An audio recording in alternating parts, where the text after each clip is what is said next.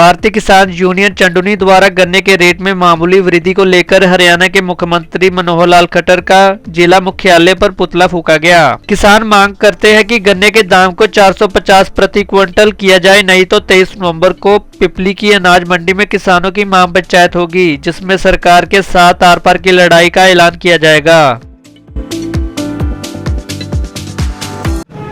आज गन्ने के दाम में जो नामात्र बढ़ोतरी हमारे मुख्यमंत्री ने की और बड़े गर्व से बोला है कि गन्ना किसानों को तोहफा, मात्र 14 रुपए गन्ने के दाम बढ़ाकर किसानों के साथ भद्दा मजाक किया है। और आज हरियाणा का सीएम यमुनानगर में आया हुआ है। यमुनानगर जिले में सबसे ज़्यादा गन्ने की खेती होती है, एशिया की सबसे बड़ी शुगर मिल यमुनानगर में लगी है। तो आज हमने मुख्यमंत्री के आगमन पर विरोध स्वरूप आज मुख्यमंत्री का पुतला जिला मुख्यालय पर जलाया और गन्ने की होली जलाई है। क्या रेट चाहता है किसान, क्या चाहता है? हमारी मांग है कि गन्ने के दाम कम से कम 450 रुपये प्रति क्विंटल दिए जाएं, महंगाई को देखते हुए, गन्ने पर आने वाली लागत को देखते हुए। क्योंकि पिछले वर्ष जब किसानों ने आंदोलन किया, अब पूरे हरियाणा की शुगर मिलों को बंद किया, तब मुख्यमंत्री ने मात्र 10 रुपये बढ़ाकर ये कहा था कि अगली बार अच्छे दाम बढ़ाएंगे, लेकिन अब की बार फिर वही 14 रुपये किसानों को मिले हैं।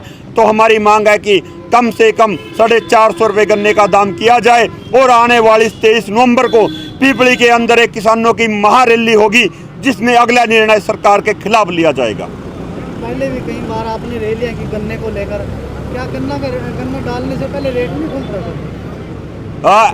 पता नहीं कौन सी पॉलिसी हमारी सरकार की है। रेट किसान को फसल बीजने से पहले मिल जाना चाहिए। अब जैसे गेहूं का रेट हमारे को मिल गया, अब हमने देखना है कि बीजनी है नहीं। उसी प्रकार गन्ने का रेट भी सरकार ने गन्ना बीजने से पहले तय कर देना चाहिए। और आज हम कहेंगे शुगर मिलें मुनाफे में हैं, क्योंकि आज कम से कम चीनी के रेट 40 रुपये से 48 रुपये तक पहुंच गए हैं। और इस गन्ने से जो इथेनॉल बनता है, जो डीजल और पेट्रोल में डलता है, उससे कई मुनाफा सरकार को होता है। और खोई, जो आज गन्ने से हमारा रस निकाल कर खोई बच जाती है, उसके हमारे गन्ने के रेट के बराबर तो आज खोई के रेट हैं। तो किसानों के साथ सरकार ने मजाक किया है। संजू जी, जिस तरह मुख्यमंत्री या मंत्री लगातार संवाद कर रहे हैं, क्या किसानों की वहाँ सुनवाई नहीं होती है? आप जाते हैं? नौटंकी है एक संवाद करना। अगर हम कहें कि हम भी मुख्यमंत्री के प्रोग्राम में जाएंगे तो हमारे को जाने नहीं दिया जाता, हमारे को पहले ही पकड़ लिया जाता है, गिरफ्तार कर लिया जाता है।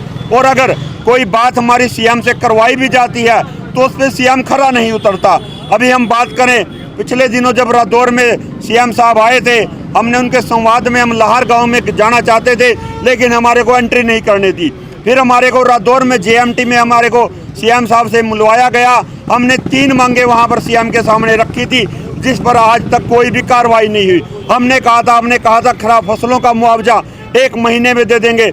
आज हमारी जीरी की फसल कटकर मंडी में जा चुकी है, उसमें से चावल बन चुका है, लेकिन हमारी फसल का मुआवजा नहीं मिला। हमारी एक तहसील का मुद्दा था, हमारे एक खाद की डिमांड थी, वो सभी जों के जों पड़े हैं। और दूसरी, संवाद तो एक नौटंकी है, क्योंकि अगर कोई अपनी बात रखना चाहे, या तो सीएम उसका उल्टा सीधा जवाब देता है या उसको बिठा दिया जाता है। ये तो नौटंकी है, जनसंवाद।